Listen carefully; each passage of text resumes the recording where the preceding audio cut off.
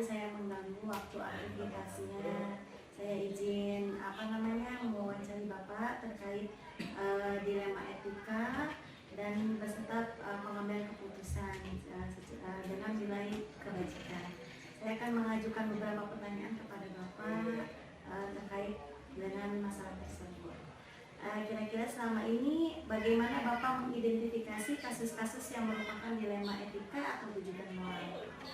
Seperti apa? Berbagai kasus ketika kita masih jadi guru kami sekolah. Ketika masih jadi guru itu problem dilema etika itu cenderung relatif sedikit, tapi ketika kita berada sekolah pasti akan banyak dijumpai dilema etika yang bahkan dulu kita sempat bayangkan bahwa terkemuka nanti sekarang di sekolah. Jadi ternyata ada kasus-kasus yang tidak bisa kita pecahkan dengan sesuai aturan. Aturannya ini kita putuskan ini, aturannya jelas kita putuskan ini. Kita juga harus mempertimbangkan juga ada perasaan, dan ada kepentingan, ada kebutuhan juga. Ini yang ini ya kayaknya mempengaruhi aturan yang sudah baku juga pada ini harus banyak dinego. Kalau kita mengambil keputusannya berdasarkan aturan top itu pasti ada pihak-pihak yang dirugikan. Jadi selama ini Bapak menjalankan pengambilan keputusan di sekolah ini terutama pada kasus-kasus di mana ada dua kepentingan yang sama-sama benar dan sama-sama mengandung nilai kebajikan. Bagaimana Bapak menjalankan pengambilan keputusan tersebut? Kalau sedang jadi pemimpin ini kan kaitannya dengan persekolahan. Ya, betul. Kalau sudah memimpin kepala sekolah dalam pengambilan keputusan itu harus selalu mengesampingkan dulu kepentingan pribadi, perasaan pribadi, subjektivitas pribadi itu kesampingkan dulu.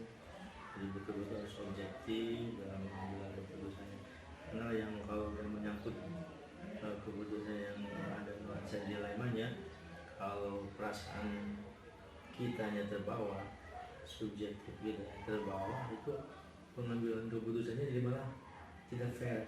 Jadi makanya kalau selama ini yang dilakuin untuk mengambil keputusan yang ada dilema-dilemanya seperti ini, lebih baik kita bertanya dulu, minta saran dulu kepada yang berkepentingan, yang punya wewenang di sini, yang di sekitar Bapak, yang punya jabatan di sekitar ilmu kepala sekolah di depannya dan tempatnya, abang dulu pendapatnya.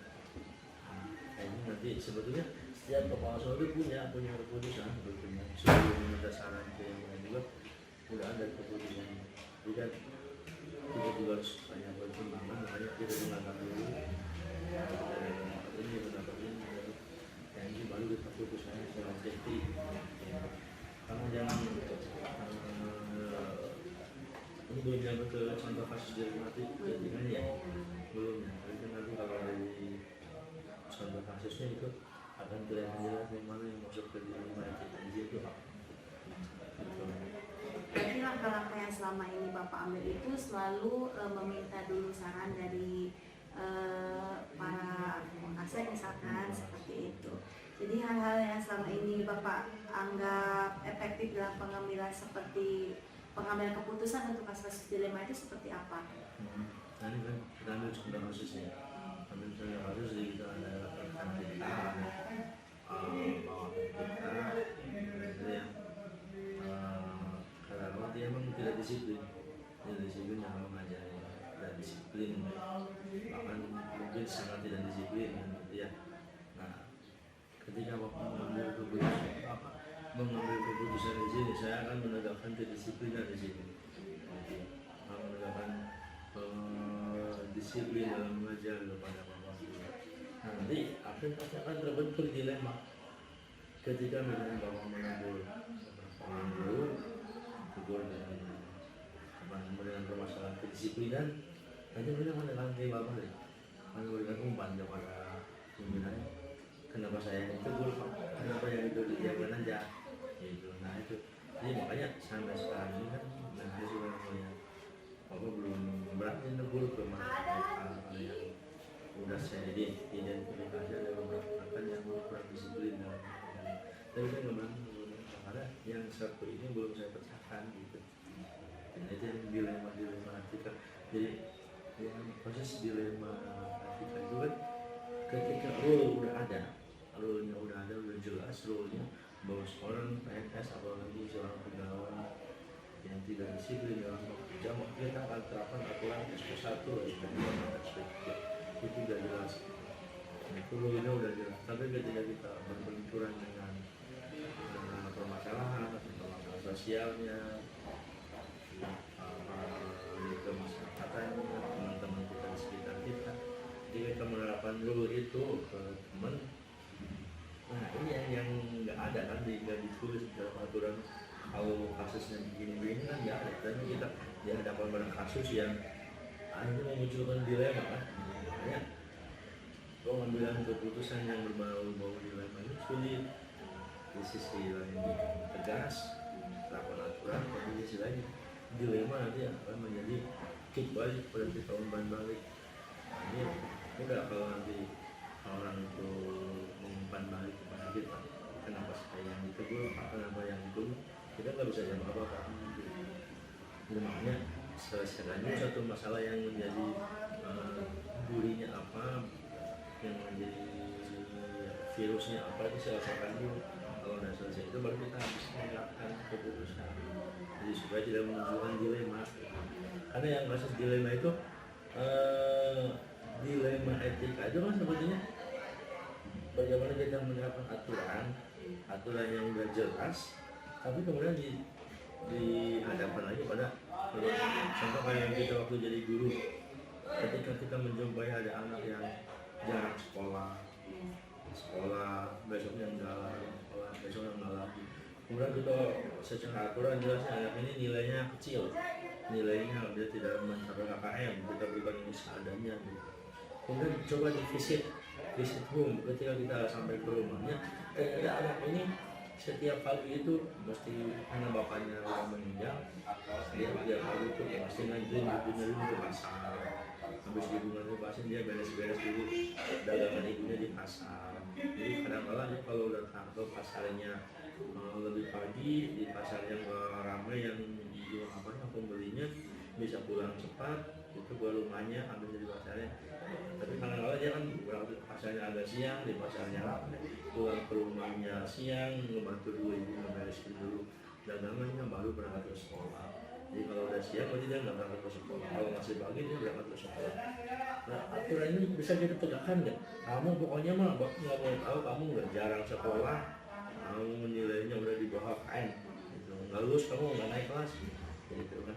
Tapi ketika udah menjumpai kasusnya realitanya seperti itu, kan dilema dulu, menunjukkan dilema. Masa kita secara aturan melakukan aturannya apa? Ada pertimbangan lain gitu kan. Ini yang kasus dilema ini yang sebetulnya mah akan banyak dijumpai di dalam kenyataannya. Kalau di aturan di buku di kertas mah gampang, begini, poin pelanggaran ini gampang, mencapai poin sekian udah nilai kelas gitu. Tapi di lapangan beda lagi. Jadi mesti makanya untuk pengambilan keputusan yang sifatnya dilema harus betul-betul menjauh dari pertimbangan ini, banyak aspek-aspek yang baru kita buat keputusan. Betul, jadi ada beberapa faktor yang mempengaruhi ya Pak sebelum kita memutuskan untuk memberikan hukuman dan sebagainya, berarti kita harus mempertimbangkan beberapa hal, banyak hal yang harus kita pertimbangkan.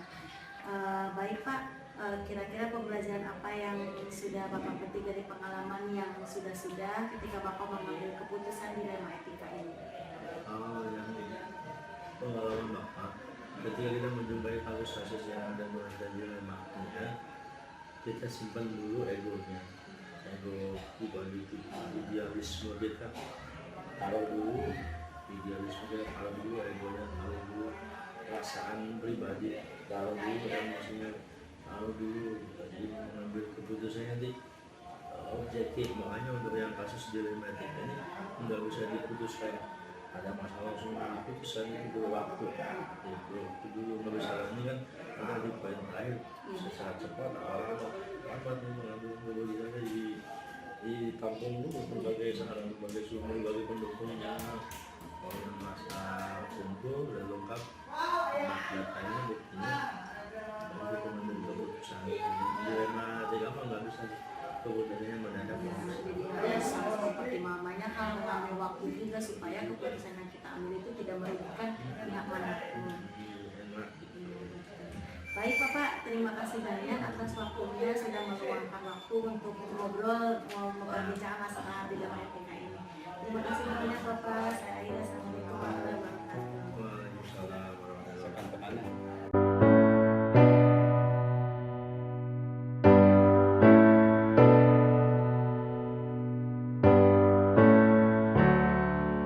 Assalamualaikum warahmatullahi wabarakatuh.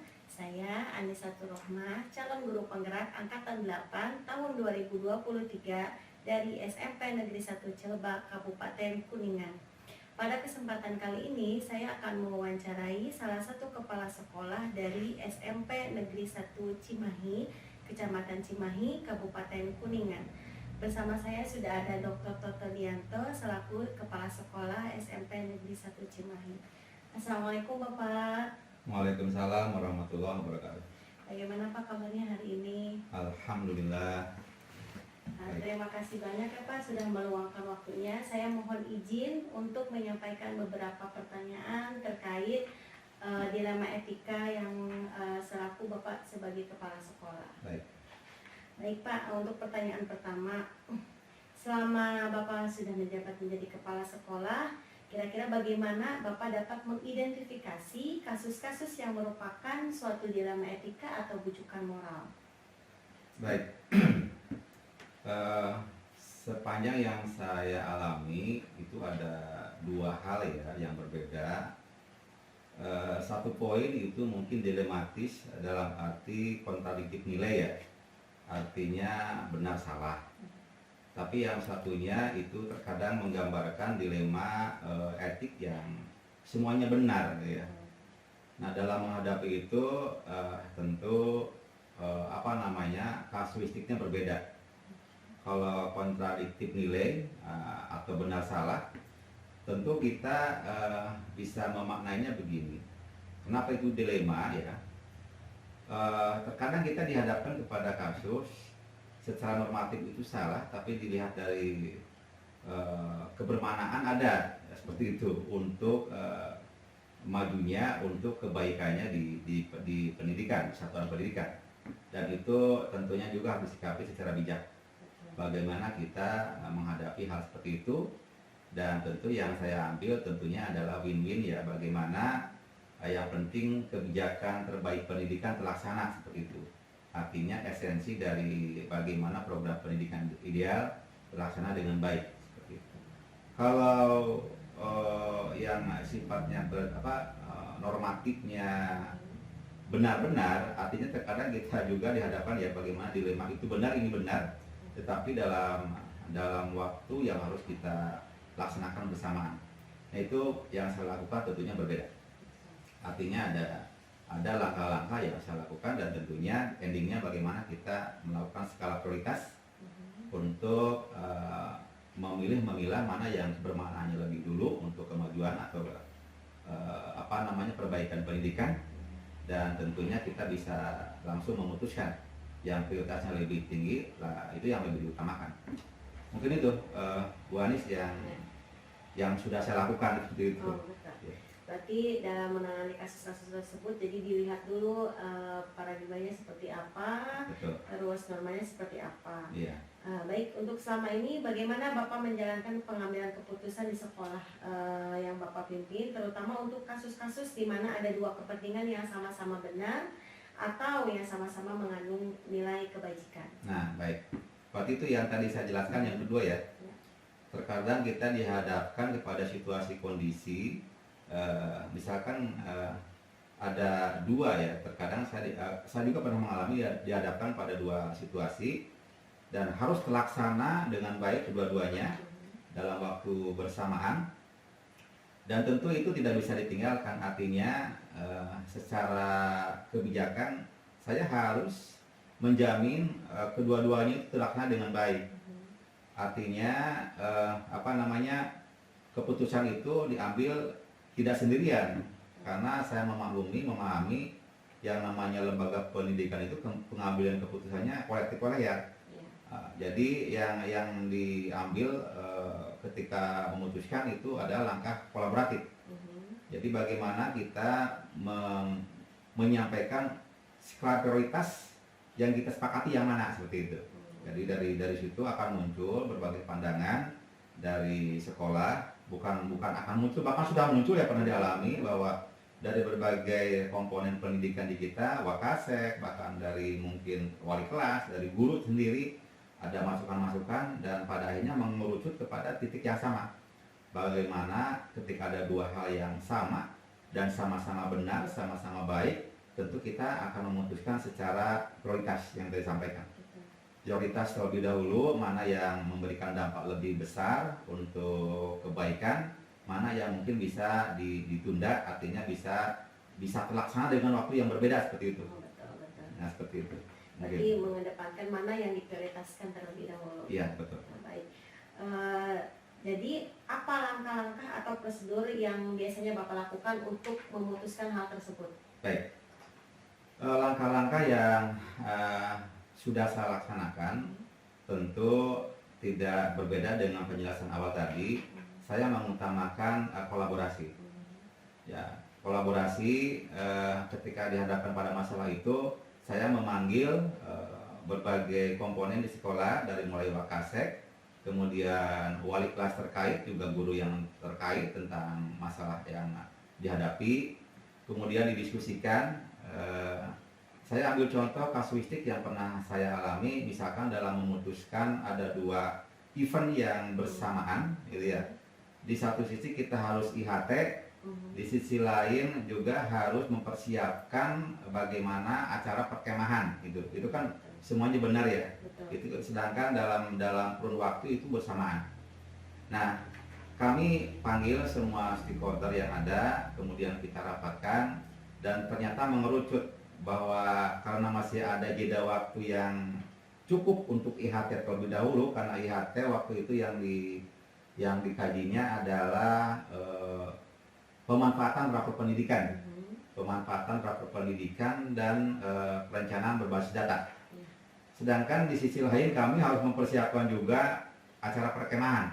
Nah, pada akhirnya teman-teman hampir semuanya mengerucut kita laksanakan IHT dulu karena masih ada space waktu yang cukup. Baru setelah itu kita fokus untuk mempersiapkan acara perkemahan. Dan kenapa itu didahulukan, bukan hanya karena esensi kepentingan memberikan dampak baik untuk sekolah, tapi karena udah jadwal, udah deal kita dengan salah satu stakeholder pembicara dari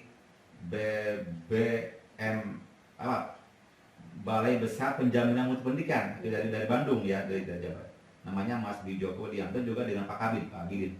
Jadi kita udah sepakat itu, kita nggak bisa merubah waktu, walaupun betul kita mendesak juga harus mempersiapkan perkemahan itu yang hanya menghitung hari, hanya 1 hari lagi, harus laksanakan seperti itu. Dan itulah langkah-langkah yang kami ambil ketika udah ada titik temu, kesepakatan diambil, dan kita bikin komitmen untuk melaksanakan kesepakatan itu. Dan alhamdulillah keduanya terlaksana dengan baik. Artinya yang satu terlaksana kemarin tanggal 16 September, ini baru hari ini. Dan perkemahan juga terlaksana hari ini, juga dimulai ya, tanggal 20 September. Itu mungkin langkah-langkah yang diambil. Ya, langkah-langkah yang diambil tentu mengutamakan yang pertama adalah kolaboratif dengan berbagai stakeholder di sekolah terutama ya, seperti itu Pak. Jadi hal-hal apa saja selama ini Bapak anggap efektif untuk pengambilan keputusan pada kasus-kasus yang ada dilema etikanya?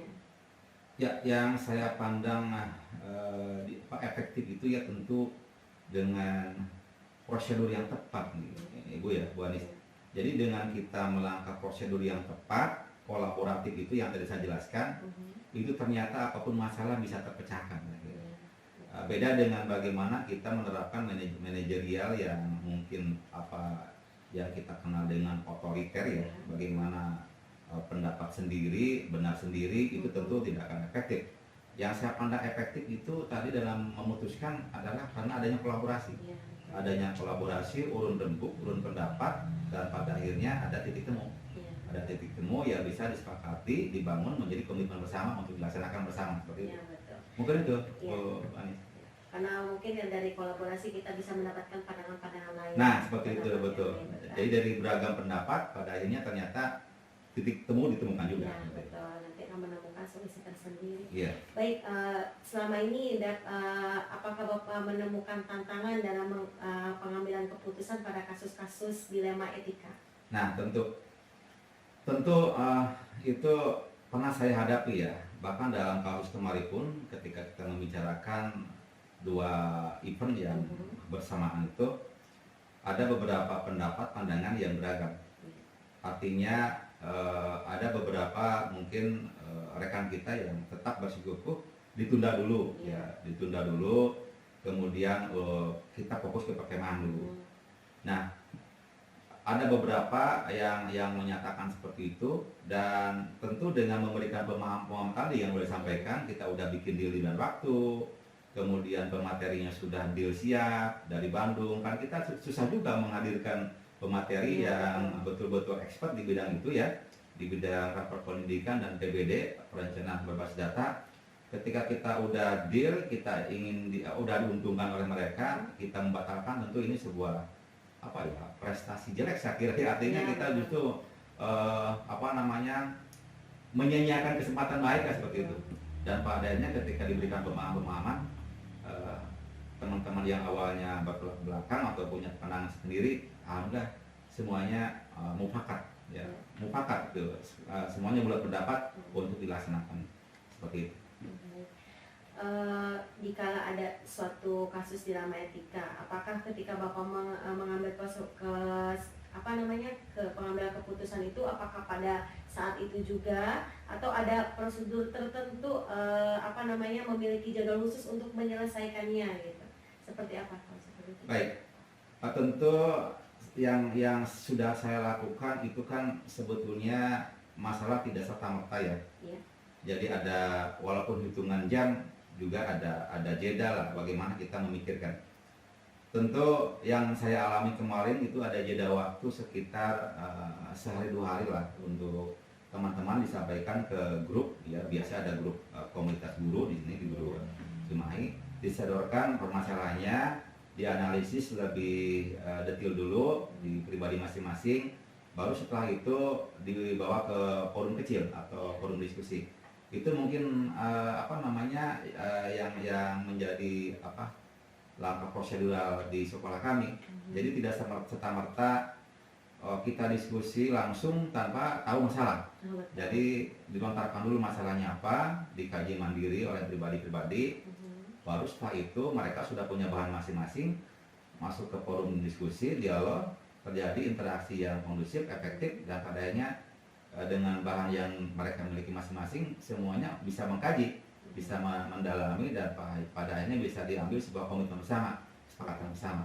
Itu seperti itu yang sudah saya lakukan, Bu. Ya, berarti ada tidak serta-merta ketika ada masalah tersebut langsung diputuskan. Jadi ada jeda waktu dulu karena harus ada sesi tanya jawab dan pendapat gitu. Betul, ada analisis dulu, ada analisis mungkin keburukannya, kebaikannya dan sebagainya. Mereka kan butuh berpikir agak cukup waktu lah ya, begitu. Betul Pak, saya pahami itu. Baik, ketika Bapak mengambil keputusan dalam kasus-kasus tersebut, kira-kira apa faktor-faktor atau ada seseorang yang selama ini mempermudah atau membantu Bapak dalam mengambil keputusan tersebut? Baik, ini komitmen saya ya. Saya menjadi pimpinan sebuah lembaga pendidikan. Saya punya prinsip bahwa yang namanya pendidikan bisa berjalan dengan baik itu bukan karena Superman. Saya punya prinsip itu bisa berjalan itu karena super team. Tentu ketika pengambilan keputusan dalam hal apapun, saya tetap mengutamakan kebersamaan. Jadi ada intervensi dari semua stakeholder yang ada. Artinya intervensi itu positif ya. Ada andil dari stakeholder di sekolah kami untuk memberikan urun-urun kebaikan-kebaikan, dan pada akhirnya saya sebagai pimpinan itu menjembatani, memediasi menjadi lahirnya keputusan yang mengakomodir atau mengakomodasi semua kepentingan yang ada. Jadi tidak sepihak. Itu yang terbiasa saya lakukan, Bu Anis. Jadi banyak sekali faktor karena Bapak mengutamakan tadi kebersamaan itu. Ya, betul.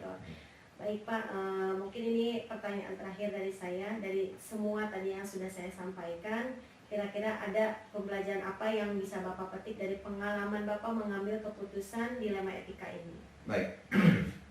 Pelajaran yang secara pribadi saya alami, dan tentu ini menjadi pengalaman bersama juga setelah pembagaan, bahwa apapun itu dalam mengambil keputusan tentu dasar normatif yang paling penting. Ya, itu dasar normatif. Dasar yang kedua tentunya ada dasar dampak. Dasar dampak dari apa yang kita putuskan. Jadi tetap kita harus mengutamakan dampak terbaik untuk pendidikan, tentunya karena kita adalah orang pendidikan. Kenapa saya mengutamakan dampak normatif? Tetap kita sebagai ASN, pengabdi negara, harus taat hukum, taat aturan. Itu yang menjadi patokan. Jadi saya bilang dasar normatif yang paling utama. Kemudian juga faktor penentu lain adalah bagaimana kita bisa memprioritaskan dampak atau akibat dari apa yang kita lakukan.